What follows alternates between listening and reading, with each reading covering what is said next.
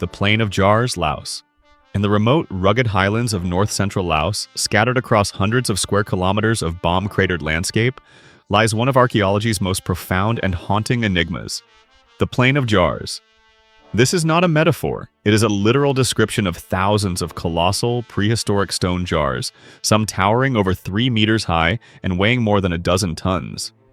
They litter the plateaus and foothills of Xiangkhouang province, silent sentinels to a civilization that vanished thousands of years ago, leaving behind no written records, no identifiable settlements, and no clear explanation for their monumental efforts. The scale is staggering. Over 90 distinct sites have been catalogued, each containing anywhere from 1 to 400 of these megalithic vessels. Carved from solid rock, sandstone, granite, conglomerate, and limestone, they are a testament to incredible ambition and technical skill. Quarries have been found, sometimes 10 kilometers from the jar sites, raising the immediate and daunting question of transportation. How did a Bronze or Iron Age people with no apparent access to wheels or advanced machinery move multi-ton, quarried stone across treacherous, hilly terrain? The sheer logistics are mind-boggling, suggesting a society with a powerful, centralized authority capable of organizing and commanding immense labor over generations. The purpose of the jars is the core of the mystery. Local legends, passed down through centuries, speak of a race of giants who once inhabited the region.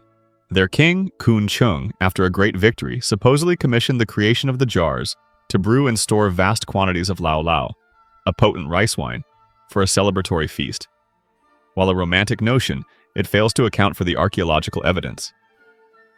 The most prominent scientific theory, supported by discoveries made over the last century, points to a far more somber purpose. The jars were likely part of a complex and sophisticated mortuary practice. Excavations led by French archaeologist Madeleine Colani in the 1930s, and more recent studies by international teams, have unearthed human remains, burial beads, and bone fragments, both inside and around the jars. This has led to a multi-stage burial hypothesis. The theory posits that the jars were used as initial decomposition vessels. A body would be placed inside, perhaps with ritualistic items, and left to decay until only the bones remained. This process, known as excarnation, is not unique in human history. Once the flesh was gone, the bones would be retrieved, bundled, and buried in a secondary location, often in marked graves surrounding the jars themselves. Some jars are even fitted with stone lids, though most have been lost to time, which would have been essential for containing the decomposition process. Adding weight to this theory are discoveries of underground burial chambers and cremated remains, suggesting a variety of funerary rites were practiced concurrently. Yet this explanation, while plausible, is incomplete. It doesn't explain the sheer variation in jar size and shape. It doesn't explain why some sites have hundreds of jars while others have only a few.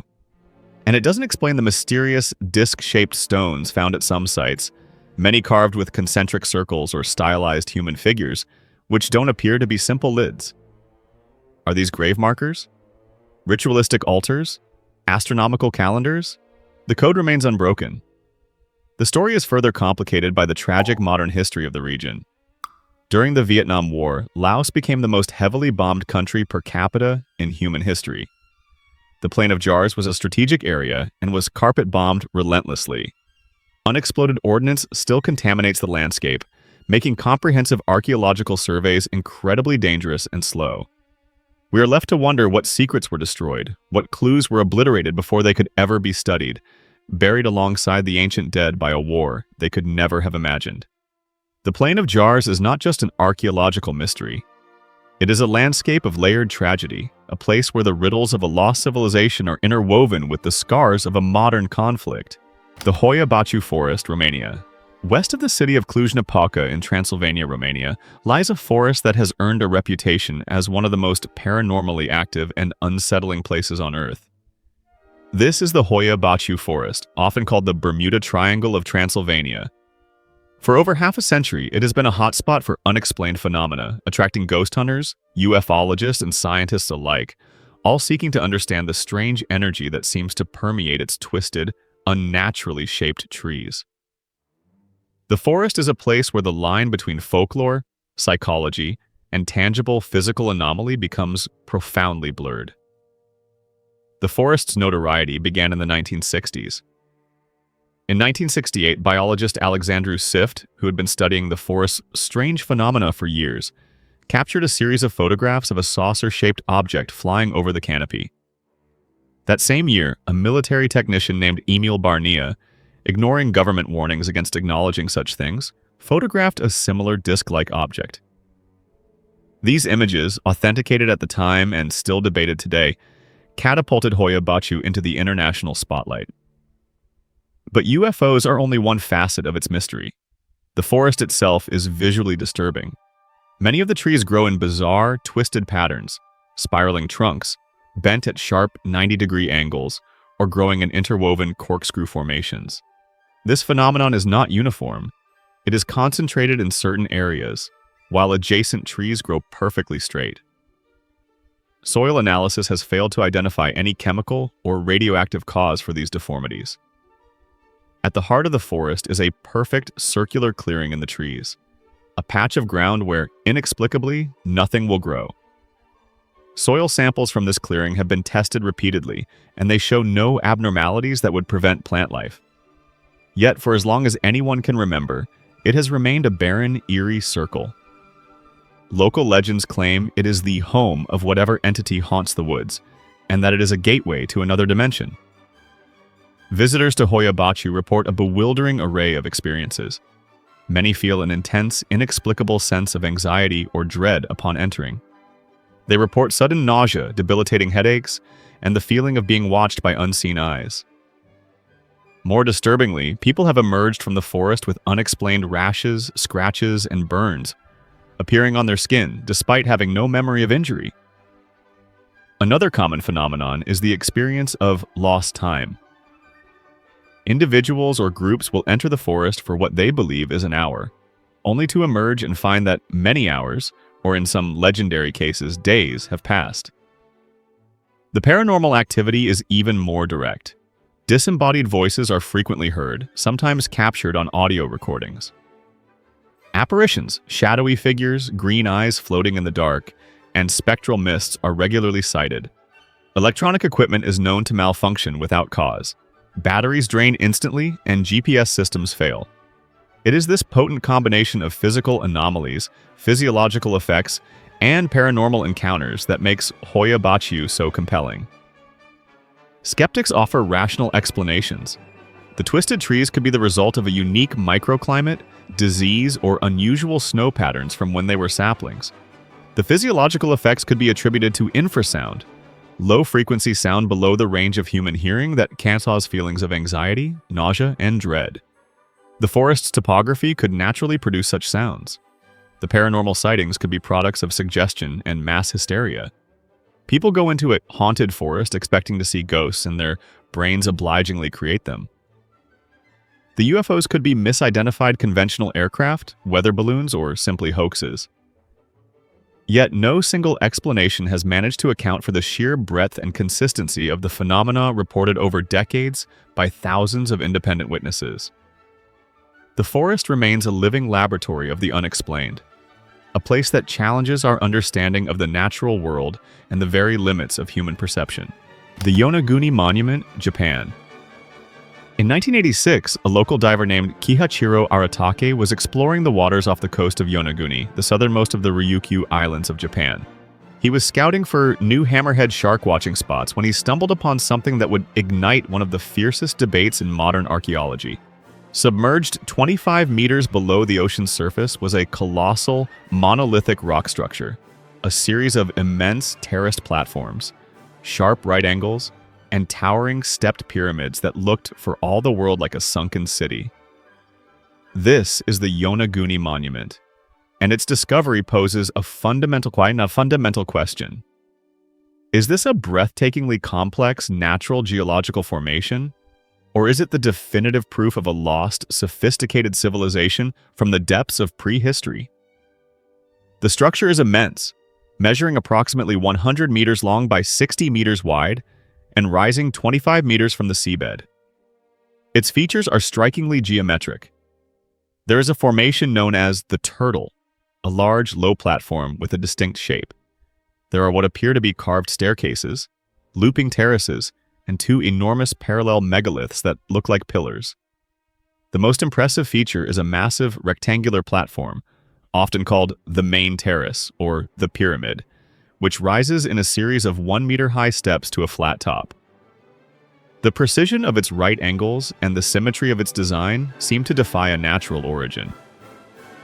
The primary proponent of the man-made theory is Masaaki Kimura, a marine geologist from the University of the Ryukyus.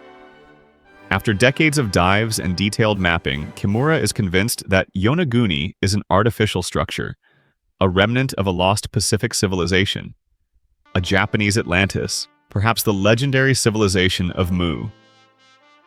He points to what he identifies as tool marks on the stone, drainage channels, and even a primitive form of writing or pictograms carved into the rock face. He argues that the structure's separation from the main rock mass of the island is evidence of quarrying. His theory suggests the city was built on dry land during the last ice age, around 10,000 BCE, when sea levels were significantly lower. As the ice caps melted, the sea rose, inundating the city and preserving it in a watery grave. If true, this would radically rewrite human history, proving the existence of a complex, monument-building civilization thousands of years before the accepted timelines of Egypt or Mesopotamia. However, the mainstream scientific and geological community remains deeply skeptical. Geologists like Robert Schoch, famous for his work on the Great Sphinx of Giza, argue that the monument is a purely natural phenomenon. The rock type at Yonaguni is sandstone, which is known to fracture along straight, clean plains, naturally creating the blocky, terraced effect. Schoch contends that these staircases and terraces are simply the result of millennia of erosion from strong ocean currents acting on a well-bedded sedimentary rock formation. The apparent symmetry and geometry, he argues, are a classic case of pareidolia, the human brain's tendency to perceive meaningful patterns in random data. He points out that the structure is still physically connected to the underlying rock mass of the island, which contradicts the quarrying theory. The tool marks and carvings identified by Kimura are, in Schoch's view, nothing more than natural scratches and depressions in the rock. The debate is a perfect clash of perspectives. To the believers, Yonaguni is a place of wonder, a tangible link to a forgotten chapter of human history. They see intention, design, and artistry in its forms. To the skeptics, it is a geological marvel, a stunning example of how natural forces can mimic human craftsmanship, and a cautionary tale about the allure of a good story. Without any definitive artifacts, no pottery, no metal tools, no bones, found directly on the structure, the mystery endures. It remains suspended in the deep blue water, a silent stone Rorschach test, where one person sees the hand of God or man, and another sees only the patient, powerful work of the sea. Racetrack Playa, Death Valley, USA. In a remote, bone-dry lakebed nestled high in the mountains of Death Valley National Park lies one of nature's most perplexing and whimsical mysteries, the sailing stones of Racetrack Playa. Here, on the cracked, barren floor of the playa, rocks, some weighing as much as 320 kilograms, 700 pounds, appear to move on their own, propelled by an invisible force, leaving long, distinct tracks etched into the dried mud behind them. For decades, the phenomenon baffled scientists and fueled speculation, with theories ranging from magnetic fields and hurricane-force winds to outright paranormal intervention. The tracks are the undeniable evidence. They are often hundreds of feet long, perfectly incised into the playa's surface. The paths are varied and complex. Some are straight, some are gracefully curved, and some show sharp, angular turns, as if the rock abruptly changed its mind. Sometimes multiple rocks will travel in near-perfect parallel, their tracks like synchronized swimmers. Others will start together, travel in unison for a distance, and then veer off in completely different directions. The mystery was twofold. What force was powerful enough to move such heavy rocks, and what mechanism allowed them to carve such precise, delicate tracks without disturbing the surrounding mud? For years, a satisfying explanation remained elusive. Early theories centered on wind. It was proposed that a combination of rain, which would turn the top layer of mud into a slick, greasy surface, and the extremely powerful winds that can whip through the valley would be enough to push the rocks. However, this model had problems. Wind speeds required to move the larger stones would have to be in excess of 150 kilometers per hour. Yet such winds would likely disturb the entire surface of the playa, not just the area around the rock's track. Furthermore, it didn't explain the synchronized movements or the sharp turns. Other, more esoteric theories emerged. Some suggested the movement was caused by strange magnetic fluctuations in the area. Others proposed the rocks were being pushed along by sheets of ice, though the scorching temperatures of Death Valley made this seem unlikely. The lack of a definitive answer, combined with the playa's extreme isolation, lent the place an almost supernatural aura. The stones became characters in a silent, geological drama, their movements a secret language written on the desert floor. The puzzle was finally and elegantly solved in the winter of 2013-2014 by a team of researchers from the Scripps Institution of Oceanography. After years of failed attempts to capture the movement, they set up a high-resolution weather station and placed GPS-enabled dummy rocks on the playa. What they discovered was a rare and perfect convergence of conditions. First, a rare rainfall had to occur, just enough to cover the playa with a few inches of water, deep enough to allow floating ice to form but shallow enough to leave the rocks exposed. Then temperatures at night had to drop low enough for this water to freeze, forming a thin, window-pane sheet of ice around the rocks. When the sun came out the next day, the ice began to melt and break up into large, floating panels. At the same time, a light, steady breeze of just 10 to 15 kilometers per hour would begin to blow across the playa. This gentle wind was not pushing the rocks themselves, but the enormous panels of ice they were embedded in. The ice acted like a sail, catching the wind and dragging the rocks along with it. The rock, acting as a keel, would then carve the now famous tracks into the soft mud below the water. This mechanism explained everything: the low wind speeds, the parallel tracks, caused by rocks caught in the same ice sheet, and the sharp turns caused by the ice sheet breaking or changing direction. In December 2013 and January 2014, the team's GPS units and time-lapse cameras recorded the event in action, capturing dozens of rocks on their slow, majestic journey across the playa, some moving up to 15 feet per minute. The mystery of the sailing stones wasn't paranormal. It was a beautiful, rare piece of physics, a dance of water, ice, and wind in one of the harshest environments on the planet. The Great Serpent Mound, Ohio, USA. In the rolling hills of rural Adams County, Ohio, lies the largest surviving prehistoric effigy mound in the world. It is not a burial mound in the traditional sense, containing no tombs or human remains.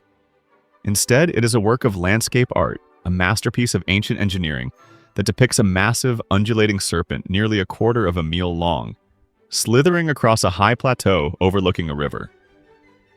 This is the Great Serpent Mound, and for all its grandeur, its precise purpose, its creators and its symbolism remain subjects of intense debate and speculation among archaeologists and historians. The scale of the serpent is best appreciated from the air. From head to tail, it measures 411 meters, 1,348 feet in length, with an average height of about 1 meter. The serpent's body winds back and forth in 7 distinct coils, culminating in a triple-coiled tail at the western end. The most enigmatic feature is its head. The serpent's open jaws appear to be closing around a large, hollow oval feature, which has been variously interpreted as an egg, the sun, or the body of a frog or other animal. In front of the head is a distinct triangular-shaped mound. The entire earthwork was constructed with meticulous care, its curves smooth and its form perfectly proportioned, suggesting a detailed plan was laid out before a single basket of soil was moved.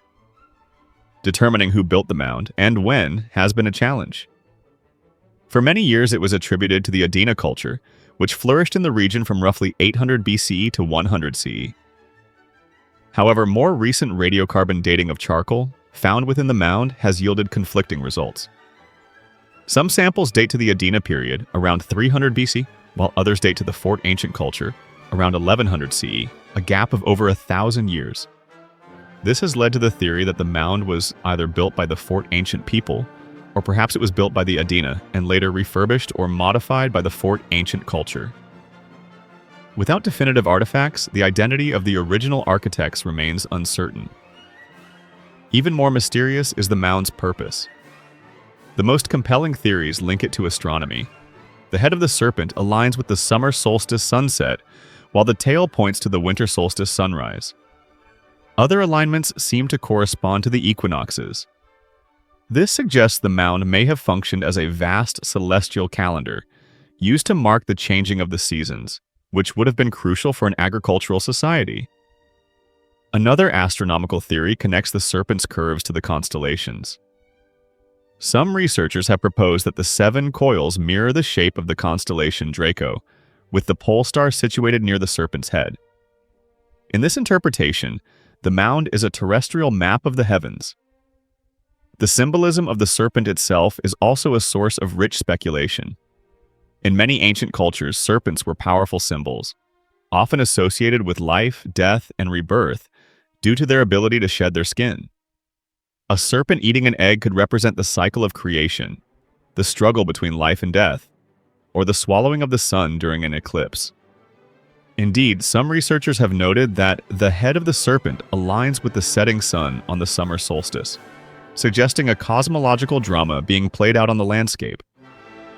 The lack of any burials within the mound suggests its function was purely ceremonial or communal.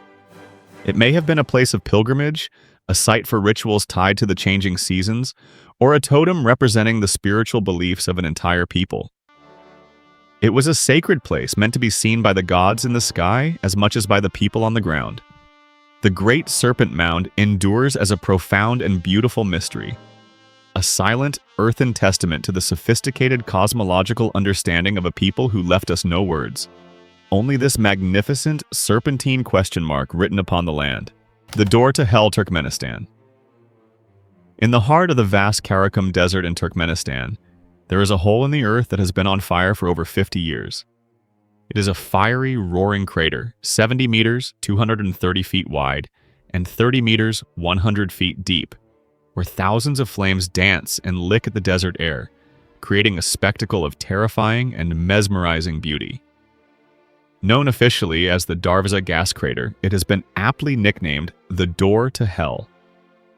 This is not an ancient or natural mystery, but a modern one. A story of geological miscalculation, unintended consequences, and the creation of a unique, man-made wonder that burns with no end in sight. The crater's origin dates back to 1971. At the time, Turkmenistan was part of the Soviet Union, and Soviet geologists were in the Karakum Desert, prospecting for oil and natural gas. They identified a site they believed was a substantial oil field and began drilling. However, they had not drilled into a solid pocket of oil, but rather a cavernous underground pocket of natural gas. The ground beneath their heavy drilling rig and equipment collapsed, swallowing the entire camp into a deep, gas-filled sinkhole. Miraculously, no lives were lost in the initial collapse. The geologists were now faced with a new and dangerous problem.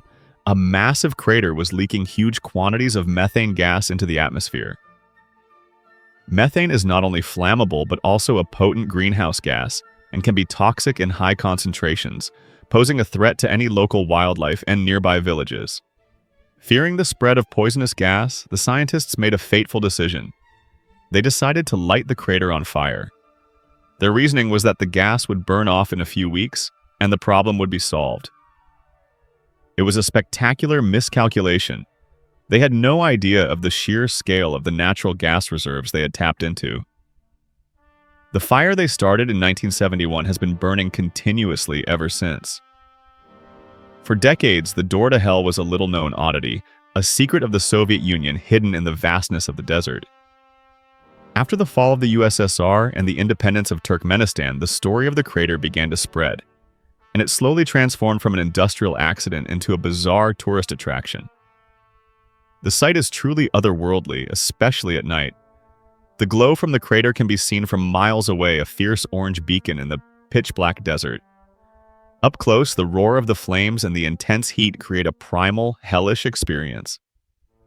The crater has also, unexpectedly, become a unique ecosystem.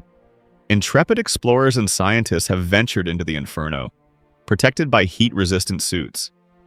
They have discovered that certain types of extremophilic bacteria are not only surviving, but thriving at the bottom of the crater, living in the superheated, methane-rich environment.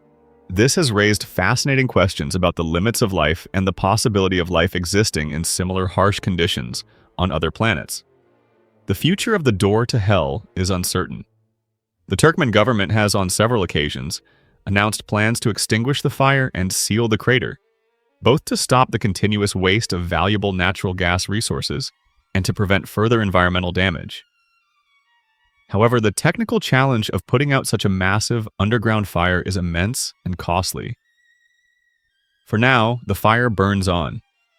It stands as a powerful and humbling monument to human fallibility, a stark reminder that sometimes, when we attempt to control nature, we can inadvertently create something far more powerful, enduring, and mysterious than we ever intended. It is a man-made hellscape that has, over time, acquired a wild and untamable beauty of its own, the Khat Shabib Jordan. Stretching across the arid, windswept plains of southern Jordan is an archaeological enigma that has remained almost entirely unknown to the outside world. It is a structure far older and, in its own way, more mysterious than the famous walls of Hadrian or Berlin. Known as the Khat Shabib, it is a faint, meandering line of stones, a low, crumbling wall that runs for an astonishing 150 kilometers, 93 miles, across the landscape. Despite its immense scale, its age, purpose, and builders are a complete mystery. It is a ghost wall, a monumental structure hiding in plain sight. The Khat Shabib, which translates roughly to Shabib's Wall or Shabib's Rope, was first documented by diplomats and pilots in the early 20th century, but it wasn't systematically studied until recently, using aerial photography and satellite imaging. The research has revealed a structure of remarkable complexity. It is not a single, continuous wall, but a network of walls with branches, spurs, and sections that run in parallel. In some areas, it is a crude, low pile of unworked fieldstones, barely a meter high and half a meter wide. In other areas, it appears more robust, with sections that incorporated larger boulders and followed the contours of the land with deliberate precision. Dotted along its length are the remains of what appear to be small stone towers or watchposts roughly 2 to 4 meters in diameter. The first and most obvious question is its purpose. Was it a defensive fortification? This seems unlikely. For most of its length, the wall is simply too low and too crudely built to have stopped a determined enemy. It lacks the features of a true military barrier, such as ditches, ramparts, or well-fortified gates. Its meandering path often ignores easily defensible high ground, suggesting that military strategy was not the primary concern of its builders. Another theory is that it was a political or territorial boundary, a line drawn on the land to demarcate the territory of one tribe or kingdom from another. This is more plausible. A low wall, while not a military obstacle, would have served as a clear and unambiguous marker, a statement of ownership and control. It could have been used to regulate the movement of people and livestock, or to define the limits of a political entity that has long since vanished from the historical record. Perhaps the most compelling theory is that the Khat Shabib was agricultural. The wall could have been part of a massive landscape-scale system for managing resources. In an arid environment, controlling the movement of grazing animals like sheep and goats would have been essential to prevent overgrazing and protect fragile pasture land. The wall could have been an ancient fence, a way to keep domestic herds in and wild animals out, or to separate different flocks. This would explain its meandering, non-military path, as it would have followed the most logical lines for pastoral management rather than defense. The greatest mystery of all is its age. No pottery, no tools, and no inscriptions have been found in direct association with the wall that could definitively date its construction. Based on its weathered state and the style of the associated stone towers, archaeologists have tentatively dated it to the Nabatean, c. 300 BCE, 100 CE, or perhaps even the late Iron Age, c. 1000 BCE. But this is largely guesswork. The wall could be much older, a remnant of a forgotten kingdom from the early Bronze Age. The name Khat Shabib itself offers no clues, as it is likely a much later Bedouin name attributed to a legendary hero, with no connection to the wall's original builders. The Kat Shabib is a profound puzzle.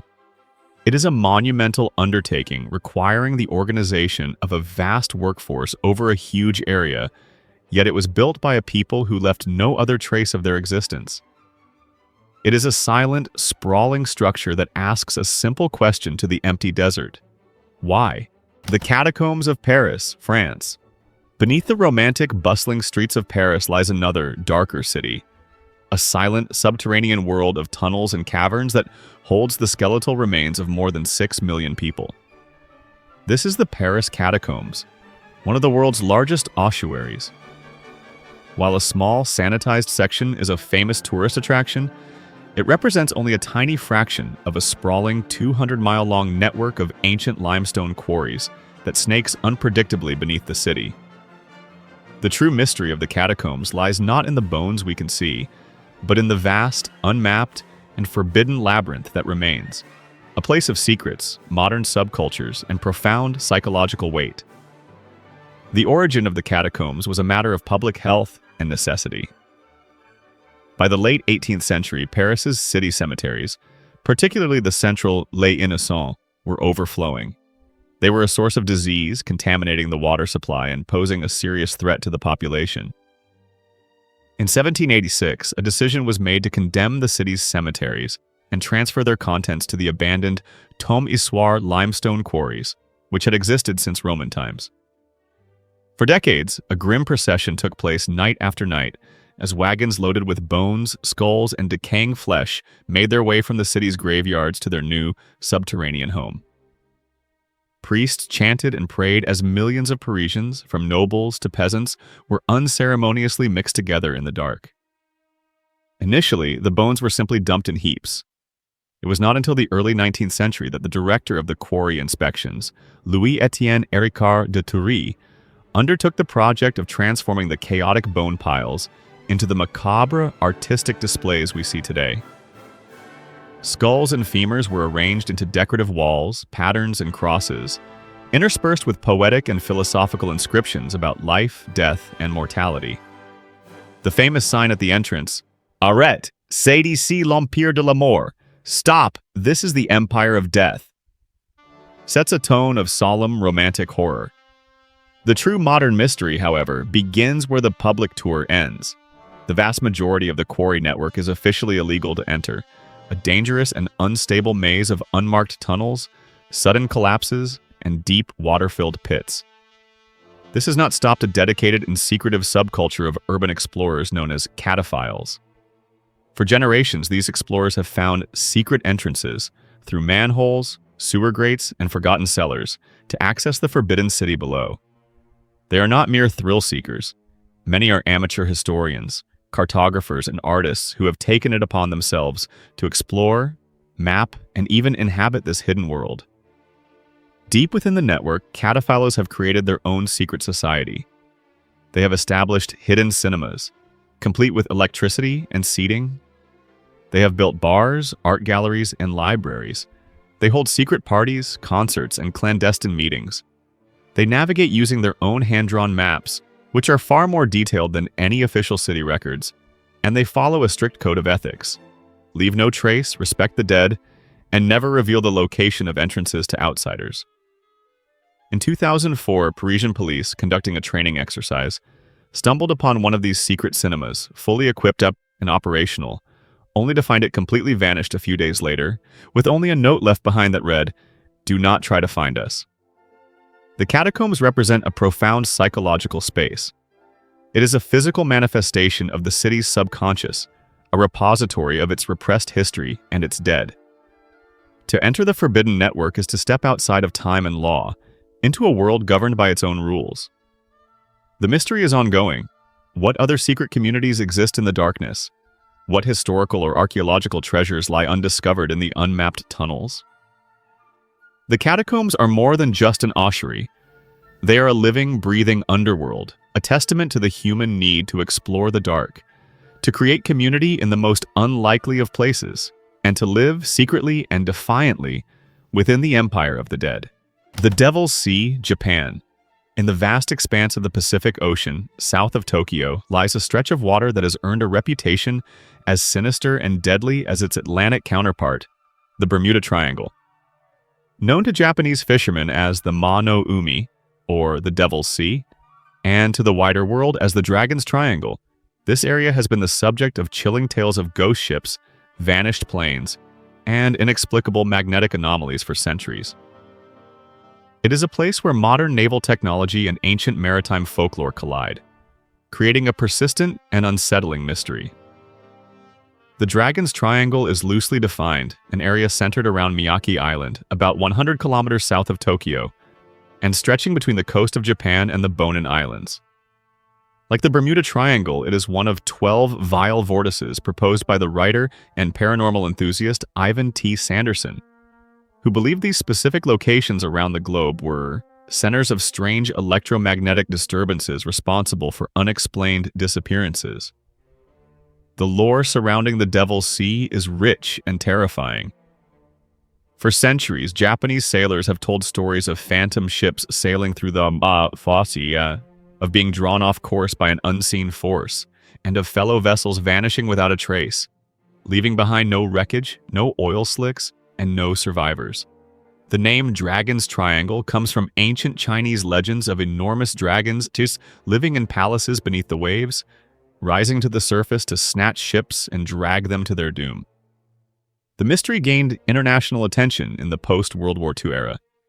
Between 1952 and 1954, 5 Japanese military vessels disappeared in the Devil's Sea, with a loss of over 700 lives. The most famous of these incidents was the disappearance of the research vessel Kayo Maru No. 5 in September 1952. The ship, crewed by 31 scientists and sailors, was sent by the Japanese government specifically to investigate the reports of other vanished ships in the area. It, too, disappeared without a distress call. A small amount of wreckage was eventually found, but the fate of the ship and its crew has never been determined. This event led the Japanese government to officially declare the area a danger zone for shipping. Proponents of a paranormal explanation point to these disappearances as proof of something deeply unnatural at work. Theories range from portals to other dimensions and alien abductions to advanced, unknown weapons technology left over from a lost civilization. The reports of compasses spinning wildly and electronic equipment failing are cited as evidence of extreme magnetic anomalies, far beyond what can be explained by normal geological variations. However, scientists and maritime experts offer a range of compelling natural explanations. The region of the Devil's Sea is one of the most geologically active places on the planet. It sits atop the Pacific Ring of Fire, a hotbed of undersea volcanoes and seismic activity. A sudden, violent undersea eruption could easily sink a ship or create a tsunami that would leave no trace. The seabed in this area is also rich in methane hydrates, frozen deposits of methane gas. A sudden shift in temperature or pressure could cause these hydrates to destabilize, releasing enormous bubbles of gas to the surface. This phenomenon, known as a gas blowout, would instantly lower the density of the water, causing any ship floating above to lose buoyancy and sink in seconds. Furthermore, the weather in the Dragon's Triangle is notoriously violent and unpredictable. The area is a breeding ground for typhoons and rogue waves, colossal, spontaneous waves far larger than normal sea swells that can reach heights of over 30 meters, 100 feet. A rogue wave of that magnitude could capsize even the largest of modern ships, breaking it apart and sending it to the bottom before a distress signal could be sent. Skeptics argue that the number of disappearances in the Devil's Sea is not statistically significant when compared to the massive volume of shipping traffic that passes through the region. They contend that the mystery is a product of sensationalism, a collection of unrelated maritime accidents that have been woven together into a compelling but fictional narrative. Yet for the families of those lost and for the sailors who still navigate those waters with a sense of dread, the Devil's Sea remains a place of profound and deadly power, a patch of ocean where the dragons of legend and the demons of science seem to swim side by side. The ruins of Great Zimbabwe, deep in the heart of southern Africa, on a plateau between the Zambezi and Limpopo rivers, stand the ruins of a magnificent stone city that was, for centuries, the capital of a vast and wealthy empire. These are the ruins of Great Zimbabwe, the largest ancient stone structures south of the Sahara. For over a century, the very existence of this sophisticated monumental city was treated as a profound mystery, not because of a lack of evidence, but because of a deeply ingrained prejudice that refused to accept the truth of its origin. The mystery of Great Zimbabwe was not who built it, but why the world worked so hard to invent a mystery in the first place. The site is breathtaking. It covers nearly 1,800 acres and is divided into three main areas. The Hill Complex, a series of stone enclosures built around the natural granite boulders of a high hill, is believed to have been the city's religious and royal center. The Valley Complex is a series of compounds where the city's elite and artisans lived. But the most spectacular structure is the Great Enclosure. It is a massive, elliptical wall, over 250 meters in circumference and reaching a height of 11 meters, built with over 1 million expertly cut granite blocks, all assembled without the use of mortar. The precision of the stonework, particularly the elegant chevron pattern that runs along the top of the wall, is a testament to incredible skill. Inside the Great Enclosure stands the enigmatic conical tower, a solid 18-foot-high stone structure whose purpose remains unknown. When European hunters and explorers first encountered the ruins in the late 19th century, they were stunned. They could not, or would not, believe that such a sophisticated city could have been built by native Africans. In the racist colonial mindset of the era, it was simply impossible. This gave birth to the mystery of Great Zimbabwe. A host of fantastical theories were proposed to explain its existence. It was attributed to ancient Phoenicians, to Egyptians, to Arabs, even to the legendary King Solomon, who, according to one theory, built it to house the Queen of Sheba. These theories had no basis in archaeological evidence. They were born of a colonial narrative that sought to deny the history and achievements of the African people. Archaeologists and fortune hunters, operating under this flawed premise, descended on the site. They dug indiscriminately, destroying priceless evidence of the true culture in their search for non-African artifacts that would prove their theories. They removed layers of stratigraphy, discarded local pottery and tools, and left a legacy of destruction that has hampered research ever since. The truth, however, was always there, waiting in the very stones themselves. Decades of proper scientific archaeology, pioneered by figures like David Randall McIver and Gertrude Caton Thompson, have definitively and irrefutably proven that Great Zimbabwe was built by the ancestors of the modern Shona people between the 11th and 15th centuries CE. It was the capital of the Kingdom of Zimbabwe, a major trading power that grew rich on the region's gold. Artifacts found at the site, from Chinese porcelain and Persian glass to Arab coins, show that it was a thriving hub in a vast intercontinental trade network. The famous soapstone bird carvings found at the site, which have become a national symbol of modern Zimbabwe, are unique to the local culture. The construction techniques, the pottery, the skeletal remains, every piece of physical evidence points to an indigenous African origin. The mystery was a deliberate fabrication, a tool of colonial propaganda designed to justify white rule by erasing black history. The real story of Great Zimbabwe is not one of mystery, but of a powerful, innovative, and wealthy African civilization that flourished for centuries. The odd why in this case is a question directed at ourselves. Why are some histories so easily accepted, while others are so fiercely denied? Great Zimbabwe stands today not only as a monument to a great African kingdom, but also as a powerful and enduring rebuke to the prejudice that tried and failed to steal its story.